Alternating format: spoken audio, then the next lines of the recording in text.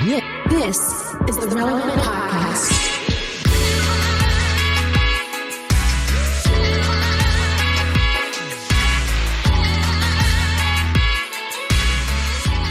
It's episode 1159, and it's the Relevant Podcast here in Orlando. I'm your host, Cameron Strang, and joining me from Loverland, Virginia, is Jesse Carey.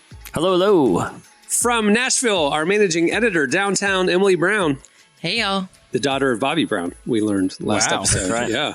No, for real. Her dad's name is Bobby Brown. No, it's Robbie Brown. Robert Brown is Bobby Brown. Anyway, and from LA, you know him from Social Club Misfits. It's Marty. You caught me. Aye, Jaws are on the ground. That's not bad. Bobby Brown, you caught me is a good one. A little behind the scenes to the listeners. This is Tuesday's episode, but we are recording this on Friday, the previous Friday at lunchtime. Emily is very, very, very tired because she was messaging me at 3 a.m. last night all about the Taylor Swift double album drop. To be clear, I was messaging anyone who was awake at 3 a.m. about it. I have a question for you, Emily, because Please. you know we were informed that day that the album would be dropping at midnight, right? And so, you know, but Emily it was had it early. FYI, it leaked. She had it. I didn't listen to it, but I did have. Look at this dedication. She did have the leak early on Thursday. It was in my text Chose messages. to refrain. Did not listen to it so she could experience it with all the other Swifties at midnight. She didn't want to Taylor, cheat. if you're listening, keep that in mind. Do you have access to the Ryan Garcia fight tomorrow and those texts? Like, are you getting just links? I probably could. I'll be honest. I can find links pretty easily. But here's my question, and so can the FBI. They know you did it. Here's my question though, Emily. So, you know, we were all had some knowledge that an album was dropping at midnight, but then again, I haven't followed it really closely. This morning, I, like most people, was curious to hear what the vibe of the new album was. But at 2 a.m., it was like a double album surprise drop, the anthology. How were you just awake anticipating that there was more to come, or were you just staying awake all night? Like how were you awake at the time that the double album surprise dropped at 2? So 2 parts to that. One, I'm normally awake at that time. I don't really sleep much. But it also came, it was 1 a.m. my time. So it wasn't as bad. But the second was there was like a countdown on her Instagram that there was something else happening at that time. So I thought it was going to be like a few new albums because she released multiple vinyls. Few new songs, not a few new albums. I thought it was going to be 4 songs. Sorry. So she released multiple vinyls, and on each vinyl there was like 1 extra track. So I thought she was just going to put those 4 on streaming. And then I refreshed Spotify and I see that there's 15 new songs, and I got a second wind in me like I've never had one before. So You just want to tell somebody. I know. no, so I had one other friend who was also staying up. All my other friends had said like they were going to, like, we were texting while we were listening to the first part of the album, and then around like midnight when we all finished listening, they all went to bed. So then I said I felt like Paul Revere, just texting all my friends so that they would see in the morning like there's a double album, you need to listen. And so then I woke up but like 7 this morning to all my friends texting back being like, what, a double album? And I was like, yes, tell me your thoughts. I've already listened to it. 31 songs. That is insane. Now, as a Swiftie, I won't listen to any of them, so you can tell me your opinion. As a Swiftie, out of the 31 songs, how many are good songs? Because that usually there's a less is more situation with artists. Like they need to you recorded 100, but you picked the Everything right is good, 12. but what's the great ones? What are the Sure, 12 that should make the album? It feels like it's like Donda 2. Donda was enough. We didn't need Donda 2. You know, like those were the B cuts, the leftovers. Are these leftovers or are they good songs? No, so the second half anthology, honestly liked it way more than the first part. It has, if you like her Evermore albums, you're going to like this part. I would say the first part of the album sounds more like Midnights. So the only Taylor Swift song I know 2, Shake It Off and Single Ladies. That's about all I know of Taylor Swift's catalog. Okay, Single Ladies, that was a joke. Neither of those songs sound like this album. I'm sorry. I just want to make you mad. First off, how dare you? First off, how dare you? She literally started rolling up her sleeve. You guys didn't see it. She was about to. She's about to fight. Just be glad that we're states away. Okay, so of the 31 songs, again, I've only listened to the whole thing once because like it's a 2-hour album. I did have to go to a little bit of sleep last night. I won't say which one. I think there was one that could have been left off, but I will never voice it out loud. You told me Florida. You said Florida. Dang it, Cameron. Bleep that out. Bleep that out. You said that was the one with the Kendrick diss? Hold on.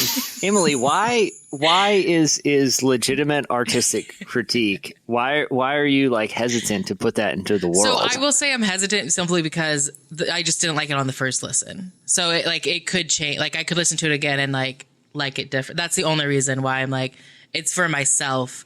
It could change. There also could be songs that I listen to again and I'm like, actually, no, I didn't really like that at all. Like, it was just new. Because I've had that happen with albums before with her of like, I really liked a song and then I listened to it and I was like, this isn't as good as I remember it. I'm just impressed by the dedication because there's never been an album that I've like, stayed up to listen to, or even like the moment it dropped. It didn't even have to be the middle of the night. I was never that interested. The only thing I think I've ever said, I don't even, Marty, you mentioned a fight. I can't even watch like UFC fights or boxing just because it's like I'm not staying up till 12:30 for something to start. I can barely watch the opening. I'm getting old. Can barely stay up for the opening monologue of SNL. The only thing I think the only time I've ever done the midnight thing was like the night like Dark Knight released, and I paid a terrible price the next day. I was very 2011 June 8th. Yeah, my birthday. You know what she should have done? Instead of the 2 a.m. thing, everybody would have been gaga over just the album drop, right? Yeah. She could have dropped it next Friday, the other half. You read my mind. She could have owned multiple weeks of Apple Music. Yes. She could have ruined everything for a whole 2 weeks. She also could have done it at like noon today. A lot of Swifties who are not in middle school or high school were saying like, listen, I got a job. Wait, are there any? My daughter is 8 and she just did a talent show dance to 22 at her elementary. Taylor Swift is my wife went to the elementary school talent show auditions and she said it was about 70% people doing Taylor Swift stuff at that age. We have a great show in store for you today. Coming up later, we talk to Joel Smallbone, the star of the new film Unsung Hero, which debuts this Friday.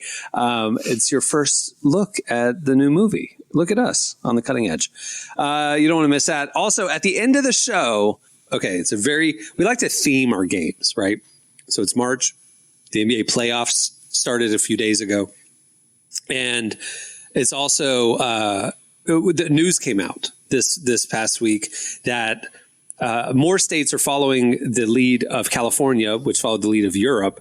And they're going to be banning a lot of your favorite snack items like Doritos, Flaming Hot Cheetos, Gatorade.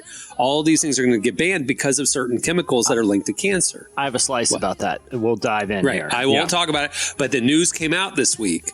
So we combined the two and we're doing the ultimate road trip snack playoff. Ooh. It's a bracketology game about road trip snacks. All right, so there you go. That's coming up. But stay tuned right now. Slices. Now I'm lonely. Nothing is forever, but forever's always whispering closely. Hello, lonely.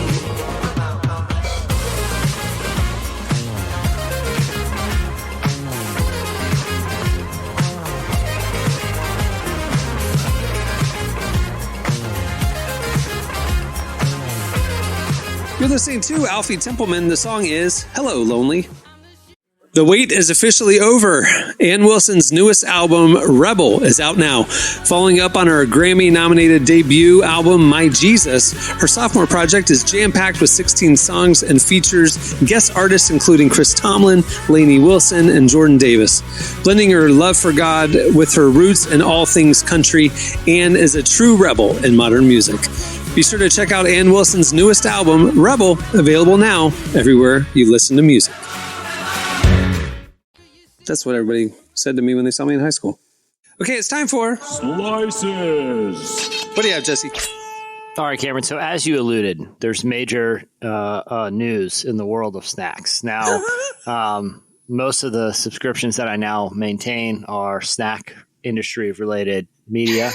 I'm big in snack content. So, Cameron, as you mentioned moments ago, there are several additives. Most of them have to do with food colorings. Yellow 6, red 40, yellow 5. It doesn't matter, right? Lots of colors. Colors and Lots of numbers. chemicals. Yeah. Outside, yeah, exactly. We got it. Various dyes are linked to things like cancer, mood disorders, fertility issues, and California passed a ban that's going to take effect in 2027 that will ban a lot of these substances that are used in food. Now, several other states, including New York, Pennsylvania, Illinois, New Jersey, and Missouri, are about to pass similar legislation. Now, here are some of the snacks that are affected. Skittles, Nerds, Hot Tamales, Swedish Fish, M&M's, various flavors of Jell-O, Gatorade, Fruit Loops, Trix, Lucky Charms. A couple salad dressings are in the mix. Some Dorito flavors. This is big. This is a huge part of my diet. Massive part of my diet. I named like 4 things that I ate yesterday. Okay. This is cereal. Yeah, in just the cereal category, not counting the snacks. Now, the legislators are saying that, if companies can avoid putting these chemicals in, their products won't be banned. But, these additives, they're saying, it's not safe to have them. We know too much now. I think there's an easy solution here, okay? Because most of these are color-related additives, right? Like, they're not really enhancing the flavor of the food. And I think, like let's take a Skittles example, right? You dump all the Skittles out on the table, right? No one eats Skittles like that, but just humor me here. Are you picking around, going color to color, or are you just kind of blindly Skittling, right? You're pulling a Matthew McConaughey Oh, I'll be honest. on Sometimes that one I am movie looking for specific colors, though. Every now and then. Wait, of Skittles? Because I get that for Starburst, but like Skittles? That's just a handful thing. Well, You okay, don't I like just handful. I like the wild berry, the purple bag, the wild berry kind. And so there are like the blue ones are my favorite. So like sometimes I'm like, I just want a good small handful of blues. So that's like every now and then. But here, So you're like crazy. back in the day when and Airheads, I don't think are part of this. I didn't see them specifically named, but like Airheads, they're at the gas station. They're not organic Airheads. Like Airheads like eating edible rubber. Like it's very I think strange. it would be texture. among the top of the list. You are eating petroleum. That's But here's the thing. I remember back in the day when I was a kid at the gas station, you go down the Airhead aisle, right? And they would have like purple, red, blue, and they had white mystery flavor. Okay. Yeah. I'd go mystery every time. All right. Because it's that's part of the fun. Here's another example real quick. At the mall, we had a dollar store at the mall, a Dollar Tree at the mall when I was a kid. High end mall, clearly, yes. Yeah, exactly. I'm pretty sure it all got turned into Gucci, Dollar Tree. Yeah, it was Sears. The north end of the mall. Yeah, the wall of the books, a bunch of shoe stores, a lot of shoe stores. Anyway, the Dollar Tree, I think they had a manager who went a little rogue, okay? Because it was definitely like a chain Dollar Tree type of situation. It wasn't like just, like a mom and pop Dollar Tree operation. It was branded, right?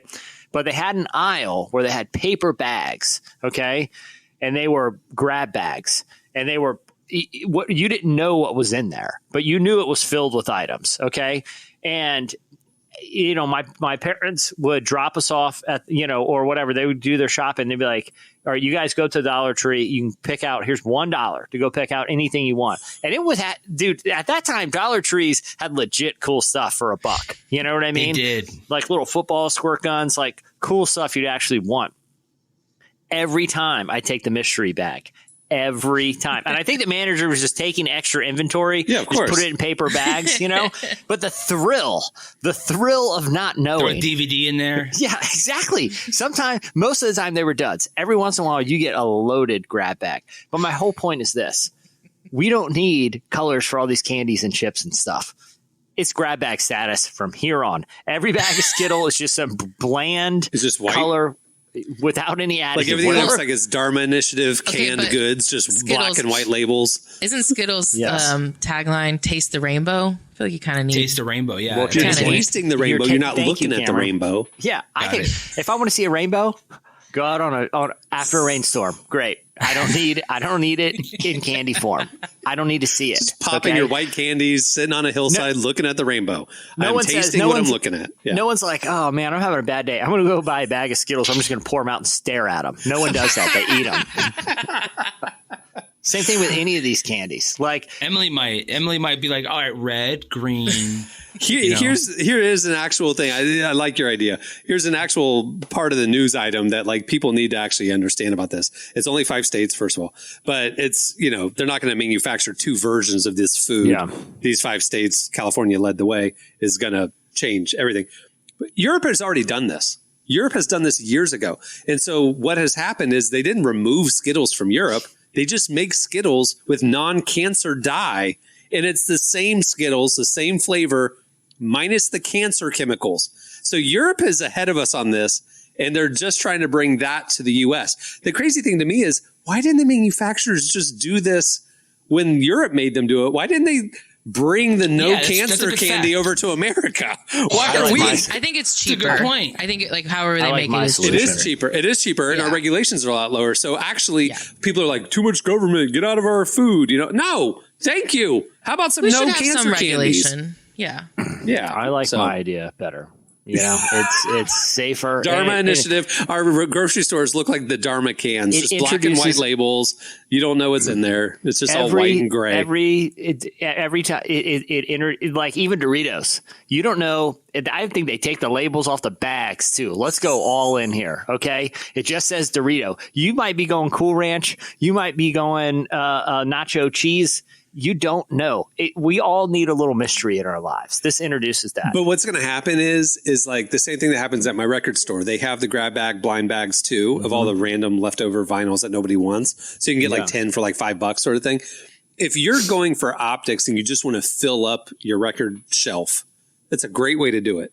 But it's all terrible. It's always terrible. So you look like you have a lot of vinyl and stuff, but you never listen to any of it. So that's what you're going to do for grocery shopping and pantries. It's going to just look full, but you don't want to eat any of it because it was all like blind bag and you don't know what you actually have. It's not a good solution, Jesse. I agree to disagree, I guess. Our lives Taste are the too rainbow, boring and everybody. safe. They're too boring and safe. Let's get weird at the 7-Eleven. That's what All right. Well, that'll be coming up in the game. All right. What do you have, Marty? Hey, what's going on, everybody? I knew it. I know you love that. I knew it. I I know knew you you love knew that. What's going on, everybody? All right, so the mustache revolution has begun. Pringles and Crocs have officially dropped their crossover shoe.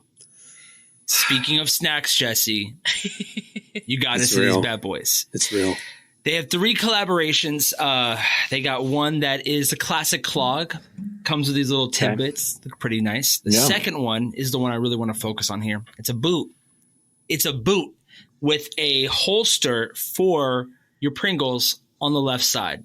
Yeah. On It both also feet. So you could double dip. We have 2 It hides the ankle monitor. You know what I'm saying? Like it's a really interesting piece. It's white and it's got red inside of it, and it has attached to it like something from Star Wars, like something like a that holster. It's like a gun holster. like a Han Solo type for of holster on the both sides. Are you supposed to of put the the boot. entire can in it? Because like the entire can's pretty tall. Or I is it think just it's like the mini I think ones? it's the snack cans, the mini Okay. cans. And Can it you comes with imagine that. the And long it comes one? with some snack cans. Yeah. Oh. Well, I mean, then it would be like, imagine being pulled over by the cops and being like, I just have my wallet in here. It's like those slow motion videos. Like, hold on, officer. It comes with a new flavor. And so that flavor you're able to take and then put inside of the shoe. The flavor is a West Coast flavor. It's something that we don't get on the East Coast. And so if you're listening to this and you're in the time zone that is, it's already, 2:00 right now, and I'm at 10 o'clock. You don't know about this. It's watermelon chili lime. That sounds Watermelon, disgusting. actually, So you guys say it's disgusting, but for some reason in California, it's you would go to get a piece of watermelon, they're throwing chili on it, and then they're squeezing lime on it. It's a very common thing here. So You know I what? feel like maybe they're just going after the core audience. I have had like I'll pour like tahini on top of pineapple or something. So like I assume that's very similar. But there's something about watermelon chili lime that on a chip that feels illegal. Well, I will tell you this. If you go to Pringles.com right now, because I did this last night with my middle schooler who heard about this and asked me about it, and I pulled it up. The boots are sold out. But the regular Pringles Crocs, which have mustache, you know the strap on the back? It's the Pringles mustache. There are Pringles colors. They have the Pringles toys that plug into it, Pringles cans, logos, whatever. Those are readily available in all sizes still. So you can go to Pringles.com. I can't believe those haven't sold out. That's shocking. And even at the Crocs store, some of them they're available. Probably only on the West Coast, of course, but they also have a sandal version of the shoe, and they come with these little gibbets, and they're like little, like a mustache and like the Pringles logo, and so you could decorate and customize them. Apparently, these were sent out to a bunch of influencers for Coachella, and you'll never guess who were the only two to wear them. It was Ashley Simpson and Evan Ross, Diana Ross's son. They're the only ones who wore them. I'm just impressed they were invited to Coachella. Yeah, they're the type of influencers that whatever they get, they're going to wear. No, that's how far Coachella has sunk, that they were invited. Coachella.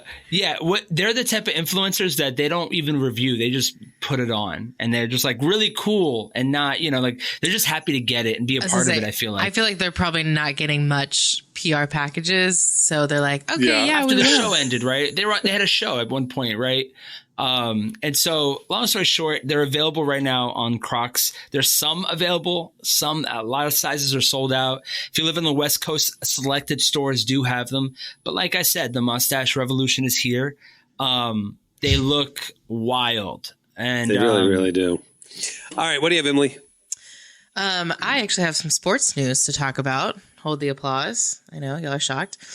I feel like I've made my opinion on sports pretty clear on this podcast, which in general is that I'm happy athletes get to have their fun, playing their little games and doing what they love and making money.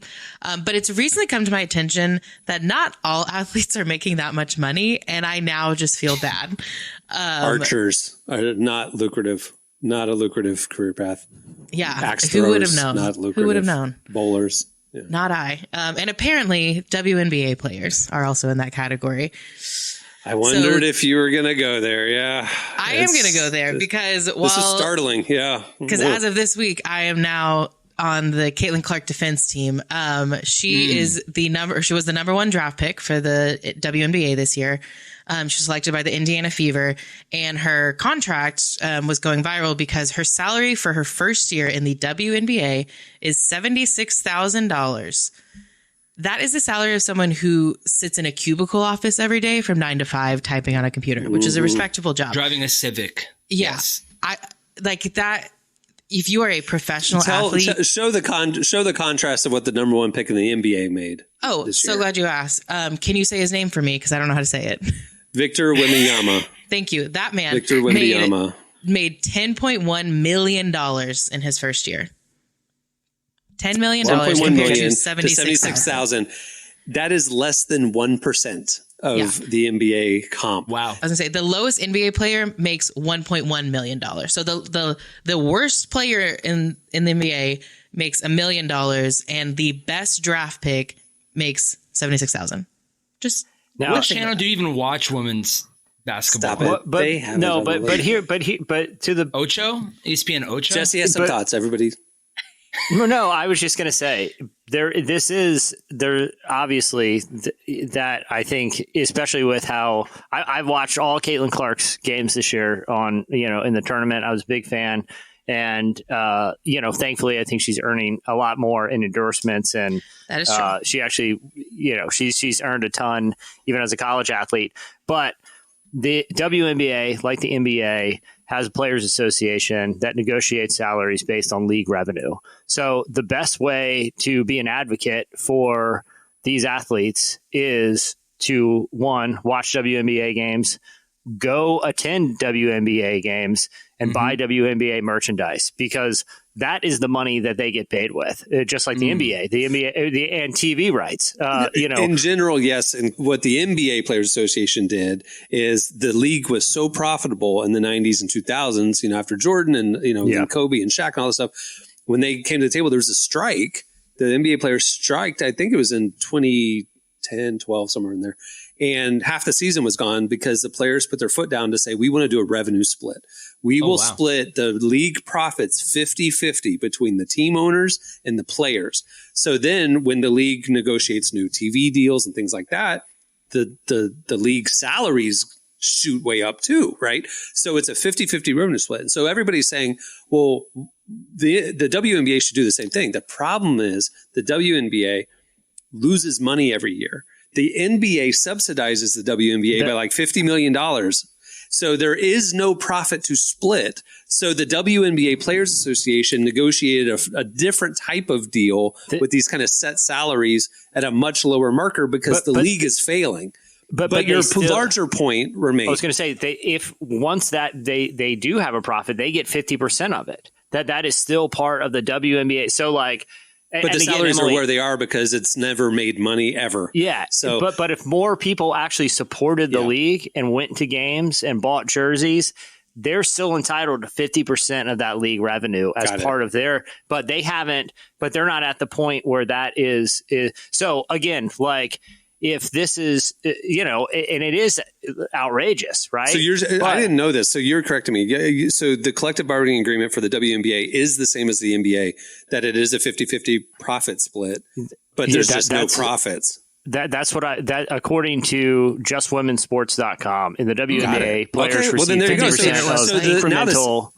The thing that's crazy is that everybody's looking at like, the comparable appeal and revenue of the two leagues, right? So if you go to WNBA game, there's going to be 6,000 to 10,000 people there. You go to an NBA game, it's 20,000, right? Ratings, obviously a lot more TV games for NBA than WNBA, whatever.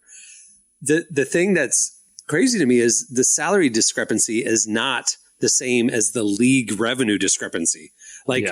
She's making less than 1%, 0.7 of 1% what the number one NBA draft pick makes. 1%. The WNBA does not make 1% of the revenue the NBA makes. You know what I'm saying? So like it's out of kilter even in its current state. It's like things need to change. But when you look at merchandising and international TV, most of the NBA money's still TV rights, right? The billions and billions of dollars. But there's one way to get WNBA TV rights to be more profitable, and that's to watch more WNBA games. Like I think, and Caitlin Clark's I think one of the perfect athletes. And dude, I'm a big Angel Reese fan. I know, Cameron. I think we were talking one day. I was team Angel Reese. Like I like the edge she plays with. Like I like that grit and attitude, like old school, like Barkley. Like she's just starting fights to start fights. I love it. But either way, like I think that this new generation of female basketball players is going to bring a lot of people to the game, and I think that's how ultimately, in addition to bringing awareness to the paid disparagement, it's going to change is bringing fans to the sport, which will increase revenue. The thing that people don't remember is the WNBA is only 20 years old, right? And the NBA, when it was 20 years old, was the NBA finals were on tape delay. CBS did not play the NBA finals primetime at 8:00. They played them at midnight. No one cared. Nobody cared. And then all of a sudden, Magic and Bird got drafted.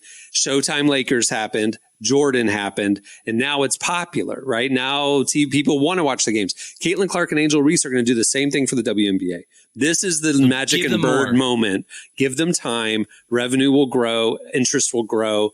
The NBA didn't start out what it is. It's just further down the road than the WNBA. So I think this is the natural progression, and it's a good moment for women's sports. So they should allow dunking. Don't they? They do allow dunking. They just don't physically do it very often. Yeah. I'll be starting a new wave of feminism, and we're going to be watching women's sports. And in solidarity, I will not be watching any male sports until women are paid equally. That's about right. Which is about what I'm doing right That's now. on brand. So.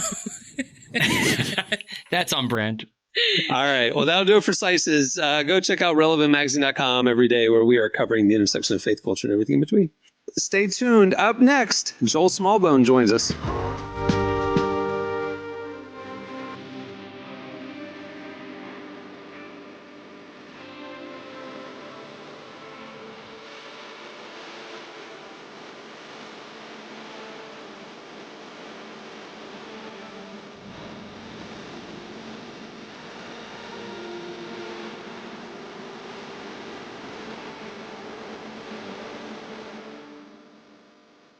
You're listening to Local Natives. The song is Throw It in the Fire. Well, today's show is brought to you in part by Crown College, a boldly Christian and academically excellent college providing a lifelong, authentic community. Crown offers on-campus, online, and graduate programs, 18 NCAA Division III sports, international service opportunities, and a vibrant student life. Discover why Crown College is ranked top 3 in America for online Christian education. Visit crown.edu today.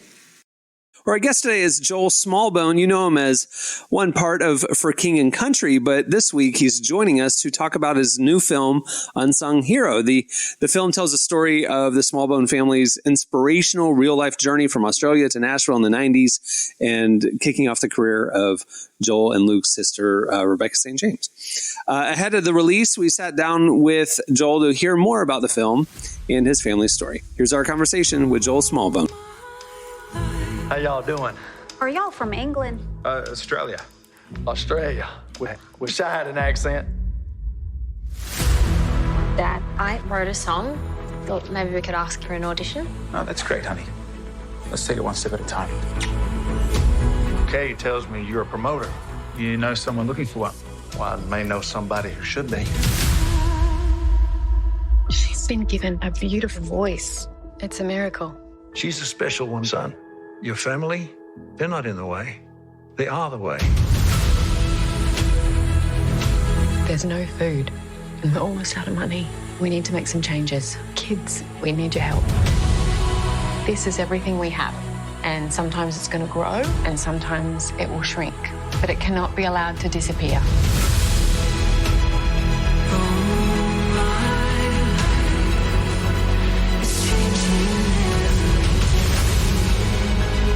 I wonder if he's right.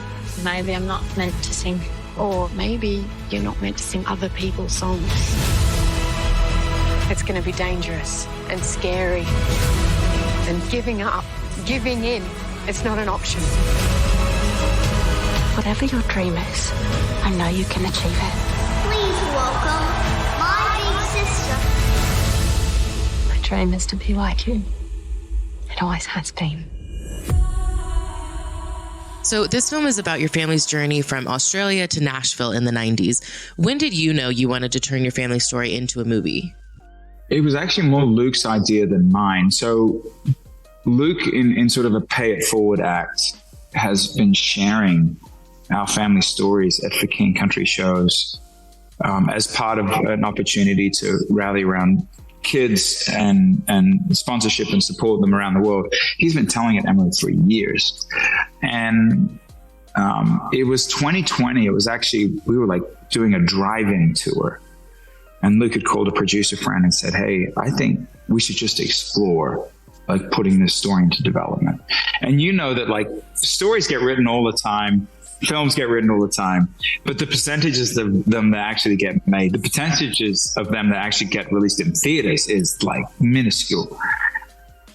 And so we spent about 2 years on the script. A guy named Richard Ramsey, screenwriter, I co-wrote it with him. And then so many twists and turns. But I remember a pivotal moment when it became a reality. We have what we call, you know, I'm sure you do this with articles, but like you break the story. You get a bunch of people in the room and you sort of talk about it all. So we're in the middle of a pandemic. We meet at a Hampton Inn, late 2020. We're doing drive-in shows, you know. We've all got masks on. And, you know, we sort of tell Richard the beats of the story. And then he looks at Dad and he goes, David, I'm so sorry that this happened to you guys. But then he looked at all of us and was like, but what a great movie this could make. Like, because and what's crazy is we even took out the based on true story, because it just is. Like, even down to that moment where David shows up on his 40th and has the surprise, like that happened that way. Like it just, and so it almost felt, as to why we did it, it was almost like, yes, it's our story. It's not really Luke's and my story. It's our parents' story. But it's always just felt like such a compelling piece. It was like, we should just give it a go. I'm sure there were many moments in your story that you could have included. How did you know which ones were going to make the cut? Question was the time frame. Our brother Ben, who's a director, he didn't work on this with us in production, but he kind of helped develop, and he had to really develop it. And he really loved the moment, the adventure of when we started traveling together. And so actually that final scene, which I won't give away for your listeners and viewers and readers, but that final scene was really his kind of doing. Whereas I wanted to focus more on like the migration story, mom being pregnant, Rebecca and James, our sisters, sort of us losing everything and the way the family came together. And so we sort of, and we set the boundary markers. We didn't want to go much further than 2 years, even because we got all these kids playing these roles and like aging people up, and like it gets very complex. So we kind of nailed down that the tenants were like 1991, starting in Australia to like 93-ish. It was just the most dramatic time for us as a family. So I think, inherently you lean on the drama. You go, where's the key dramatic moments, and work back from that. When the movie takes place, you were still pretty young at the time. So did you work with your parents and siblings to get those moments right? Yeah, Richard was really great in that he literally sat down for probably 3 or 4 hours with mom, with dad, with each sibling, and just kind of had them sort of frame up, particularly when we had a blueprint, like, hey, frame up this story, a piece of the story. And then what was so fun about me coming in as screenwriting as well is obviously all of dad's like ticks and quotes and the family dynamics. And, I just knew, and I loved it because I co-directed it also. I loved this idea of like, instead of telling the actors what to do, most of the time I got to jump, as a director even, I got to jump into the scene with them in playing my dad and sort of pull it out of them in real time. And I loved that opportunity because it's so much easier to push and pull on a scene when you're in it with them than try and tell them how to enact it, I'm so curious, what was it like for you to play the role of your own father? I mean, it's such a multiverse moment, right? It's like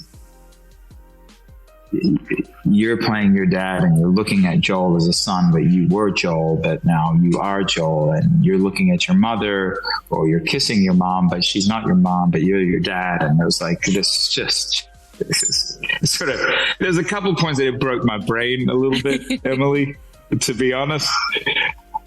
It was very rich, though, from the vantage point of, I think I've always been very lazy with my parents' story from the vantage point of what was going on in the 90s, what was going on in Australia, what was dad feeling with 6 kids, and one on the way, what was mom feeling, and the ability, I've always seen our story from a childlike perspective because that's the way I lived it.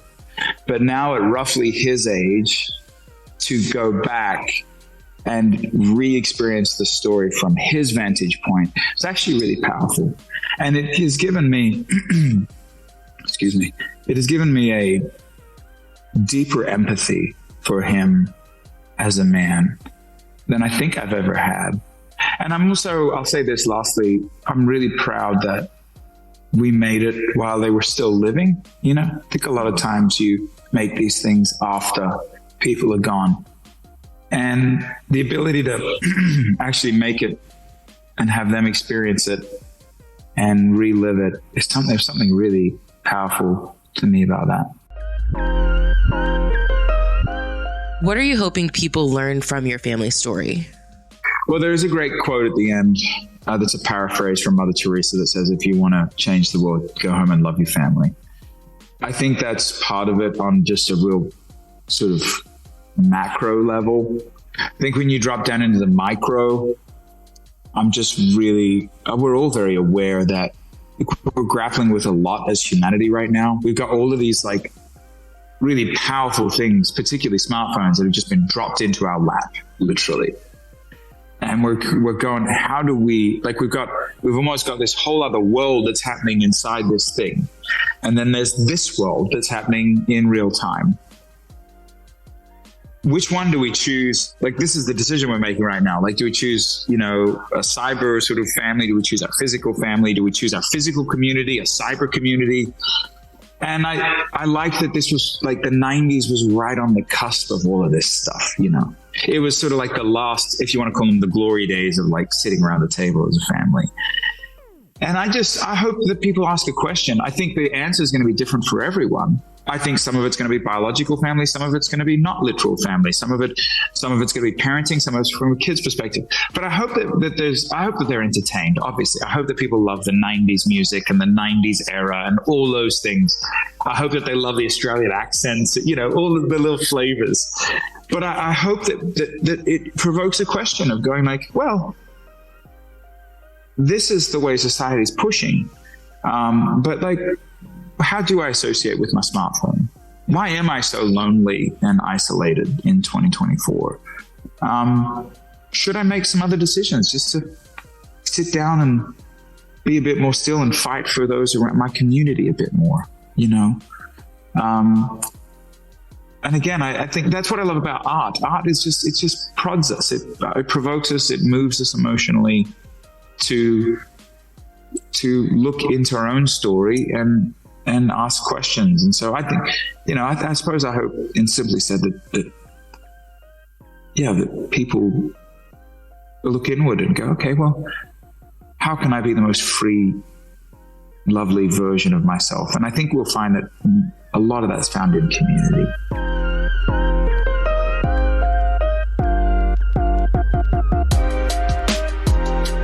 That was Joel Smallbone. Make sure to check out the new film, Unsung Hero. It releases nationwide this weekend.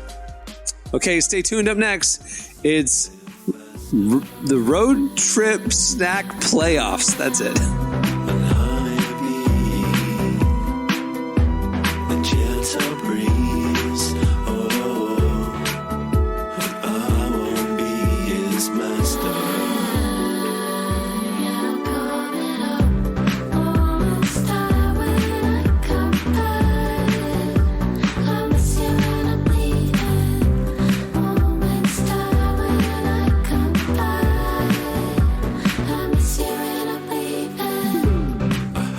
You're listening to Joe Goddard and Bari. The song is Moments Die. Well, Relevant has a lot happening this year, and we don't want you to miss a thing. Make sure to sign up for our newsletter right there on the front page at relevantmagazine.com, and we'll send you our top 5 trending stories sent to your inbox every weekday. We'll also send you a weekly podcast newsletter with the latest episodes, some fan extras, and first peeks at the new shows that we're going to be rolling out throughout this year. Make sure to sign up. It's the best way to keep in touch with everything we got going on. All right. I mentioned it at the beginning of the show. We have a game. We're calling it Road Trip Snack Playoff. Here is a jingle. It's the Road Trip Snack Playoffs. All right. So, we were talking about the banned snack situation. We're talking about the NBA playoffs. We want to do our own playoffs of snacks. Now, these are road trip snacks that you can buy in a convenience store. This is not a full grocery store snack aisle situation. This is convenience store road trip snacks. And so specifically, this isn't Saturday night snacks. This is road trip snacks. All right, here we go. It matters. And it does matter. It does matter.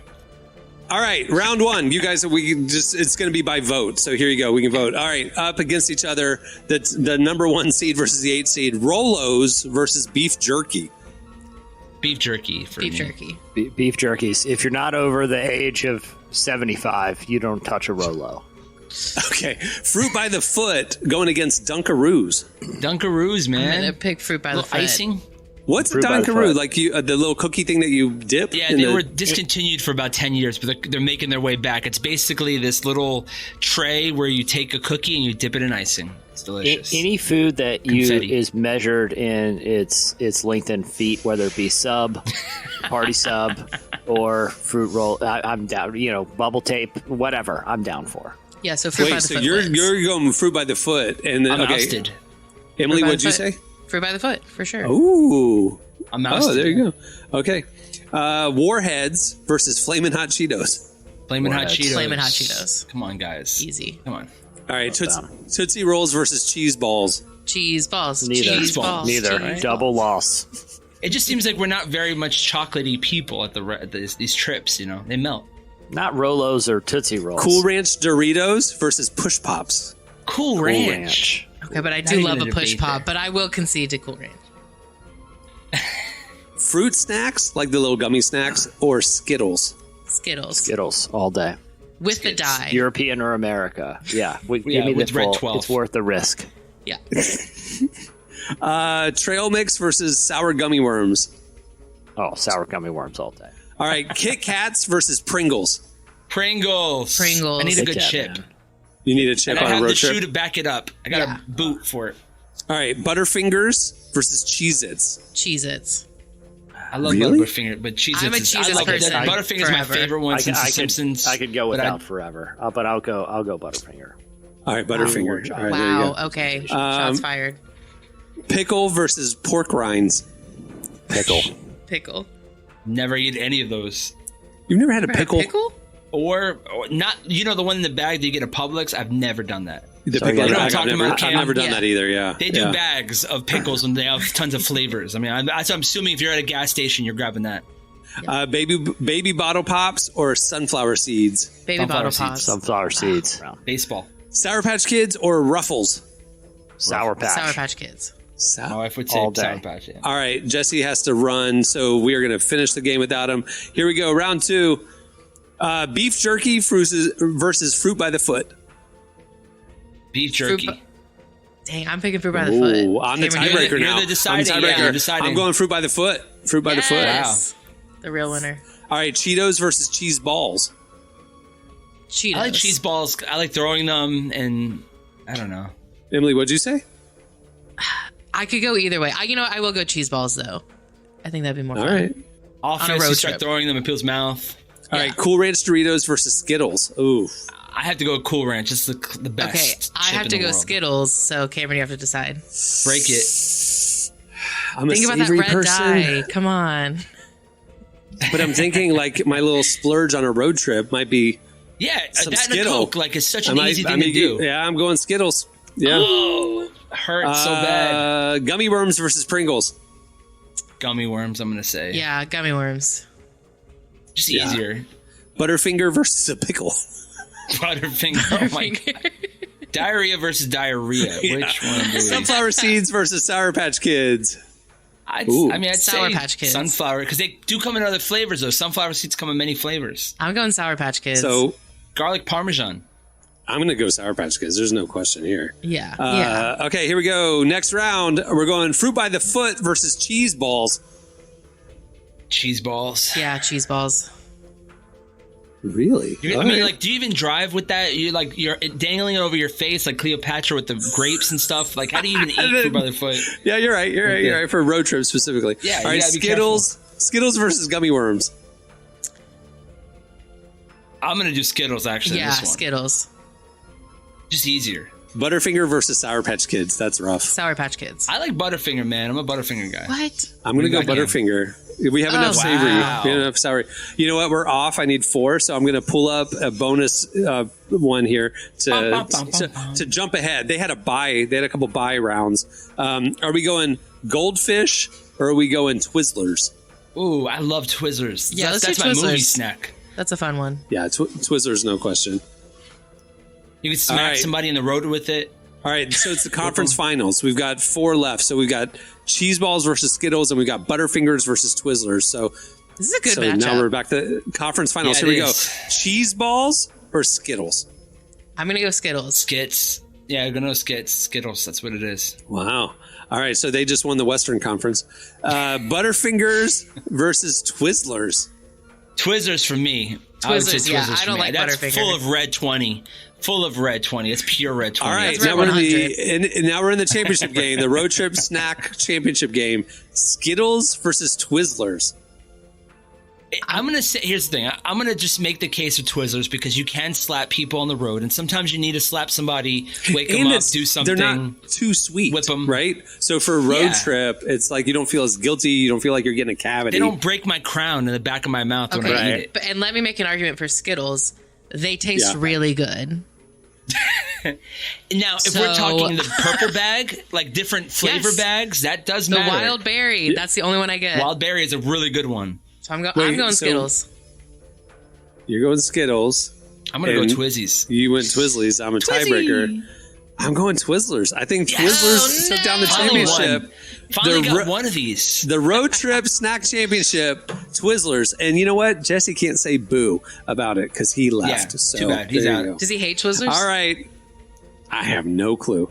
All right. That'll do it for... It's the road trip snack playoffs. Well, before we wrap things up, I want to thank Joel Smallbone for joining us today. Make sure to check out their fantastic new film, Unsung Hero. It comes out this weekend nationwide. We've seen it. It's really good. It's honestly a really good one.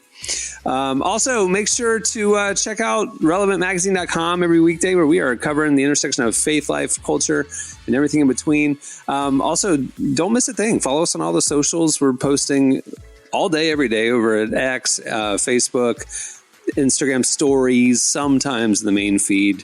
TikTok we're going to get to. So follow us there, and then you'll know when we start posting on TikTok.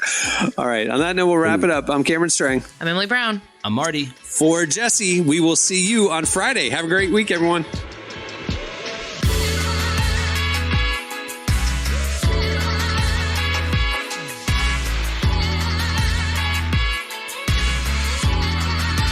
Thanks for listening to the Relevant Podcast.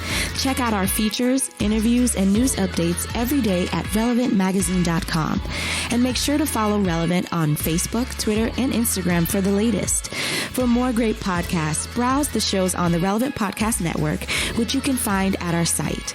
And while you're there, don't miss the all-new era of Relevant Magazine. A new issue releases every other month at relevantmagazine.com.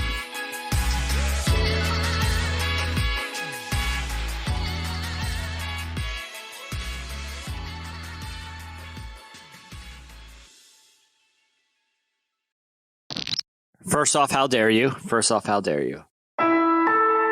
Relevant Podcast Network.